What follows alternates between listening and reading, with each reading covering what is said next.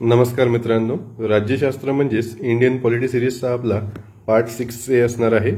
यामध्ये आपण मूलभूत हक्क म्हणजेच फंडामेंटल राइट्स याबाबतची महत्त्वाची माहिती बघणार आहोत। मागील 6 ते 7 व्हिडिओजमध्ये आपण जे बेसिक होतं कॉन्स्टिट्यूशनचं त्याबद्दलची आपण माहिती बघितली होती। एएमओ साठी जी प्लेलिस्ट आहे ते आपण ऑलरेडी तयार केली आहे। त्यामध्ये आपण राज्यशास्त्र या विषयाचे टॉपिक झाल्यानंतर दुसरे जे सब्जेक्ट्स आहेत भूगोल, इतिहास त्याबद्दलचे पण व्हिडिओज अपलोड करणार आहोत।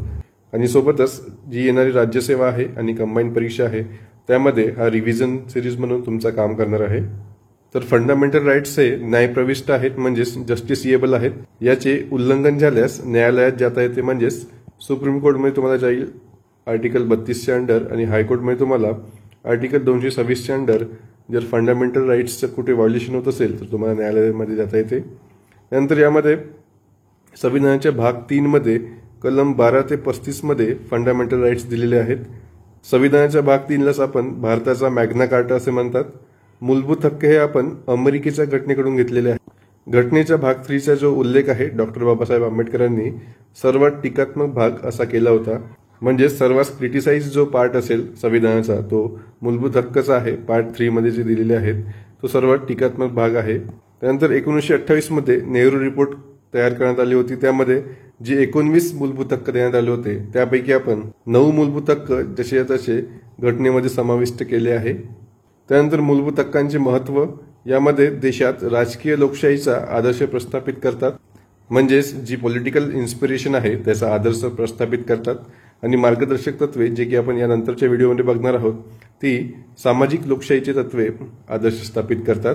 त्यानंतर जुलमी कृतीवर व कायदे मंडळाच्या असंगत कायद्यांवर मूलभूत हक्क मर्यादा आणतात।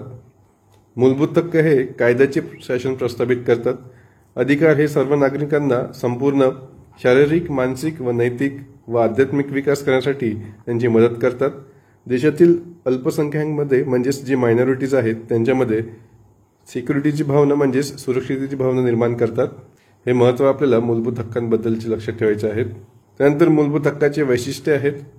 हा घटनेचा अविभाज्य भाग आहे। त्यानंतर मोस्ट एक्झॉस्टिव्ह भाग म्हणजेच सर्वात विस्तृत भाग घटनेचा म्हणजेच मूलभूत हक्क पार्ट 3 मध्ये दिलेला आहे। त्यानंतर काही हक्क केवळ भारतीय नागरिकांना उपलब्ध होतात, ते म्हणजे 15 असेल, 16 असेल, 19, 29 आणि 30 म्हणजेच आर्टिकल 15, 16, 19, 29 आणि 30 हे आर्टिकल फक्त भारतीय नागरिकांना उपलब्ध आहेत। आणि काही हक्क हे नकारात्मक आहेत तर काही हक्क हे सकारात्मक आहेत। इथे मूलभूत हक्क हे अमर्यादित नाहीत, म्हणजेच काही त्यावर प्रतिबंध आणता येतात वेळोवेळी। त्यानंतर हे जस्टिसिएबल आहेत, यामुळे दुरुस्ती पण करता येते आणि आणीबाणीच्या काळामध्ये मूलभूत हक्क स्थगित करता येते। एक्सपेक्ट आर्टिकल 20 आणि आर्टिकल 21 या दोघांना सोडून बाकी जे मूलभूत हक्क आहेत ते आणीबाणीच्या काळामध्ये स्थगित करता येतात। तर संविधानामध्ये आपल्याला 6 मूलभूत हक्क दिलेले आहेत। या अगोदर संविधानामध्ये 7 मूलभूत हक्क होते, परंतु जी 44th आपण कॉन्स्टिट्यूशन अमेंडमेंट केलं होतं 1978 मध्ये, त्यामध्ये जे 7वं होतं मूलभूत हक्क राईट टू प्रॉपर्टी त्याला लीगल राईट केलं आहे, म्हणजेच आर्टिकल 300A मध्ये त्याला लीगल राईट म्हणून मान्यता दिली आहे। त्यामुळे आता जे सध्या आहेत ते 6 मूलभूत हक्क आहेत। पहिला म्हणजे समानतेचा अधिकार असेल, राईट टू इक्वालिटी, कलम 14 ते 18 दरम्यान आहे। त्यानंतर स्वातंत्र्याचा अधिकार असेल, राईट टू फ्रीडम, कलम 19 ते 22 मध्ये आहे। शोषणाविरुद्धचे अधिकार म्हणजेच राईट अगेन्स्ट एक्सप्लॉयटेशन आर्टिकल 23 आणि आर्टिकल 24 मध्ये दिलेला आहे। त्यानंतर right to freedom of religion article 25 ते आर्टिकल 28 मध्ये दिलेला आहे। त्यानंतर कल्चरल अँड एज्युकेशनल राईट्स कलम 29 आणि कलम 30 मध्ये दिलेला आहे। त्यानंतर राईट टू कॉन्स्टिट्यूशनल रेमेडी हा कलम 32 मध्ये दिलेला आहे, म्हणजेच मूलभूत हक्कांचं उल्लंघन झाल्यास न्यायालयामध्ये जाताना आपण जी दाद मागायची असते त्याबद्दलची सर्व जी तरतुदी आहेत ते कलम 32 मध्ये दिलेले आहेत। सुप्रीम कोर्टाबद्दलच्या तरतुदी कलम 32 मध्ये दिलेल्या आहेत। तर या 6 मूलभूत हक्कांमध्ये जे दिलेले कलम आहेत, जे आर्टिकल्स आहेत विस्तृतपणे 14 ते 18 म्हणजेच 14, 15, 16, 17, 18 याबद्दलची आपण डिटेल माहिती समोरच्या स्लाइडमध्ये बघणार आहोत। कलम 12 आणि कलम 13 पण आहे यामध्ये फंडामेंटल राइट्स मध्ये। कलम 12 मध्ये तुम्हाला स्टेट म्हणजेच जी राज्य संस्था आहे त्याबद्दलची डेफिनेशन दिलेली आहे। आणि राज्य संस्थांमध्ये राज्य सरकार असो, केंद्र सरकार असो किंवा जे स्थानिक स्वराज्य संस्था आहेत म्हणजेच नगरपालिका असो, पंचायती असो, जिल्हा मंडळे असतील, टाउन एरिया कमिटी असतील किंवा ज्या राज्य सरकार किंवा केंद्र सरकारच्या PSU आहेत, म्हणजेच SBI असेल, LIC असेल, ONGC असेल, सेल असेल इत्यादी ज्या संस्था आहेत त्या राज्य संस्था म्हणजे स्टेटच्या अंडर येतात. ते आपलं आर्टिकल 12 मध्ये दिलं आहे.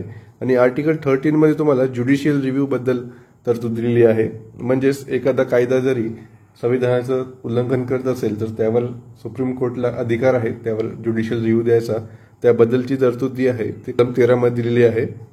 तर 6 फंडामेंटल राईट्समधून सर्वात पहिलं आहे समानतेचा अधिकार म्हणजेच राईट टू इक्वालिटी. हे कलम 14 ते 18च्या अंडर दिलेलं आहे. तर सर्वप्रथम कलम 14 आपण बघणार आहोत. कलम 14 आहे equality before law and equal protection of law. यामध्ये कायद्यासमोर सर्वांची समानता आहे. कायद्याचे सर्वांना समान संरक्षण दिलेले आहे. कायद्यासमोर समानता हे आपण ब्रिटनकडून घेतलेलं आहे आणि कायद्याचे समान संरक्षण हे आपण USA कडून घेतलं आहे. हे लक्षात ठेवायचं आहे. त्यानंतर कलम 15 मध्ये धर्म, वंश, जात, लिंग किंवा जन्मस्थान या आधारावर भेदभावाला मनाई आहे. म्हणजेच prohibition of discrimination on the ground of race, religion, caste, gender, place of birth इत्यादी. म्हणजेच धर्म असो, वंश असो, जात असो, लिंग असो किंवा त्या एखाद्या व्यक्तीचे जन्मस्थान असो या आधारावर कुठल्याही व्यक्तीशी भेदभाव करण्याला या कलमाद्वारे मनाई आहे. त्यानंतर कलम 16 आहे. यामध्ये equality of opportunity in public employment म्हणजे सार्वजनिक रोजगाराच्या बाबतीत संधीची समानता. म्हणजे सर्व वर्गातील लोकांना यामध्ये पब्लिक एम्प्लॉयमेंटमध्ये संधीची समानता असणार आहे. नंतर कलम 17 मध्ये अबॉलिशन ऑफ अनटचॅबिलिटी म्हणजेच अस्पृश्यता निर्मूलन आणि त्याच्या प्रथेला प्रतिबंध असणार आहे. त्यानंतर लष्करी आणि शैक्षणिक वगळता शीर्षकांचे निर्मूलन म्हणजेच अबॉलिशन ऑफ टायटल्स. यामध्ये आधीच्या काळामध्ये जे राजे होते त्यांना जी उपाध्या भेटत होत्या म्हणजेच राव बहादूर असेल, राजा असेल किंवा महात्मा असेल अशा ज्या उपाध्या होत्या त्या कलम 18 द्वारे त्यांचं निर्मूलन आलं आहे. म्हणजेच त्यामध्ये अबॉलिशन झालं आहे. परंतु लष्करी म्हणजेच जे कर्नल असतील, लेफ्टनंट असतील किंवा जनरल असतील, ब्रिगेडियर असतील असे जे टायटल्स आहेत आणि सोबतच शैक्षणिक म्हणजे जे PhD असतील किंवा डॉक्टर असतील हे शीर्षक वगळता जे बाकीचे शीर्षक आहेत ते कलम 18 द्वारे अबॉलिशन करण्यात आले आहेत. त्यानंतर 6 मूलभूत हक्कांमधून दुसरा मूलभूत हक्क असणार आहे स्वातंत्र्याचा अधिकार म्हणजेच राईट टू फ्रीडम. यामध्ये कलम 19 पासून ते कलम 22 पर्यंत दिलेले आहेत. यामध्ये कलम 19 आहे स्वातंत्र्य संबंधी 6 अधिकारांचे संरक्षण. त्यामध्ये 6 अधिकार दिले आहेत. त्यामध्ये प्रथम असणार आहे freedom of speech and expression. दुसरा आहे फ्रीडम ऑफ असेंब्ली. तिसरा आहे फ्रीडम ऑफ असोसिएशन. चौथा आहे फ्रीडम ऑफ मुवमेंट. पाचवा आहे फ्रीडम ऑफ रेसिडेन्स म्हणजेच तो व्यक्ती भारतामध्ये कुठल्याही राज्यात कुठल्याही जिल्ह्यामध्ये जाऊन राहू शकतो, स्थायिक होऊ शकतो. त्यानंतर असेल फ्रीडम ऑफ प्रोफेशन म्हणजेच कुठलाही व्यवसाय करण्यामध्ये इथे निर्बंध नाही. त्यानंतर कलम 20 मध्ये गुन्ह्यांसाठी दोषी ठरण्याच्या संदर्भात संरक्षण आहे म्हणजेच protection in respect of conviction for offences. म्हणजेच यामध्ये त्याला जी प्रचलित शिक्षा आहे त्यापेक्षा अधिक शिक्षा देता येणार नाही. सोबतच एकाच गुन्ह्यासाठी त्याला 2दा दोषी ठरवता येणार नाही आणि स्वतःविरुद्ध साक्षीदार होण्याची त्याला सक्ती करता येणार नाही इत्यादी तरतुदी कलम 20 मध्ये दिलेल्या आहेत. त्यानंतर कलम 21 मध्ये protection of life and personal liberty म्हणजेच राईट टू लाईफ आपल्याला या कलम 21 मध्ये भेटणार आहे. म्हणजे कोणत्याही व्यक्तीला आपल्या जीवनापासून किंवा वैयक्तिक स्वातंत्र्यापासून वंचित ठेवले जाणार नाही ही कलम 21 मध्ये तरतूद दिली आहे. त्यानंतर कलम 21A आहे. 2000 मध्ये जो 86वा कॉन्स्टिट्यूशनल अमेंडमेंट ऍक्ट झाला होता त्यानुसार आपण संविधानामध्ये कलम 21A जोडला आहे आणि यामध्ये राईट टू एज्युकेशनची तरतूद केली आहे. त्यामध्ये 6 ते 14 वर्षाच्या मुलांसाठी शिक्षणाचा हक्क हा मूलभूत हक्क असणार आहे.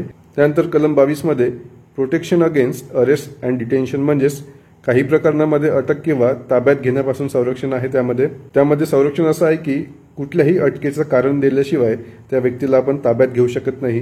हे आपल्याला कलम 22 नुसार तरतूद दिली आहे. त्यानंतर तिसरा फंडामेंटल राईट आहे राईट अगेन्स्ट एक्सप्लॉयटेशन. यामध्ये 2 कलम आहेत कलम 23 आणि कलम 24. कलम 23 मध्ये prohibition of traffic in human बिंग्स and force labour इत्यादी तरतूद आहे. म्हणजेच मानवी तस्करी करणे किंवा जबरदस्ती एखादं काम करायला लावणे यापासून संरक्षण आहे. मानवामध्ये रहदारी आणि भिकारी आणि इतर तत्सम प्रकारची जबरी कामगार निषेध आहेत. त्यानंतर कलम 24 मध्ये prohibition of employment of children in factories म्हणजेच कोणत्याही 14 वर्षाखालील मुलांना धोकादायक फॅक्टरीमध्ये नोकरी करण्यास प्रतिबंध आहे. त्यामध्ये कोणताही कारखाना असो किंवा खाण असो यामध्ये 14 वर्षाखालील मुलांना त्यामध्ये नोकरी करता येत नाही. तर आजच्या व्हिडिओमध्ये आपण right to equality, right to freedom आणि राईट अगेन्स्ट एक्सप्लॉयटेशन हे 3 मूलभूत हक्क बघितले आहेत.